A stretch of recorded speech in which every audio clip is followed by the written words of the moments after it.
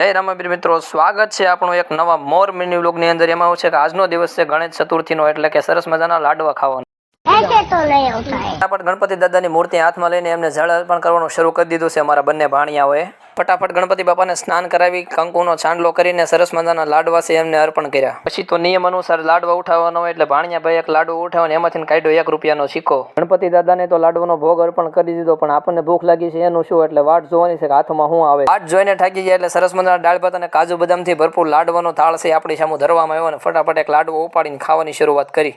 એથી લથપથતું લાડવાનું બટકું મોઢામાં મૂક્યું કાં તો સીધું પેટમાં વયું ગયું. મેં તો મારું પેટ ભરી દીધું, પણ વાડીએ મારા 2-4 મિત્રો મારી વાટ જોઈને બેઠા હતા એટલે વાડીએ જવાનું, એટલે મોઢે બાંધી દીધું સફેદ કલરનું લુગડું અને ગાડી છે કરી દીધી 140ની સ્પીડમાં ચાલતી. એવી વાડીએ ગાડી ઠેરવી ક્યાં તો ભાઈબંધો આવી ગયા બાજુમાં ને કહેવા મળ્યા કે અમને તું ભૂલી ગયો તો હું લાડવા ન લાવ્યો અમારી હાટું. મેં એ બધાને સમજાવ્યું ભાઈ તમારી હાટું લાડવાનું હોય, તમારી હાટું તમારો પ્યોર ખોરાક એટલે કે તમારો રોટલો તમારી હાટું લઈને આવ્યો તો બધાને એક રોટલાનું બટકું આપી દીધું. મેં મારા ભાઈબંધો પેટ ભરીને લાડવાના બટકા ખાઈ લીધા છે. તમે પણ લાડવાના બટકા ખાઈ લેજો, પણ ચેનલને સબસ્ક્રાઇબ કરતા જજો.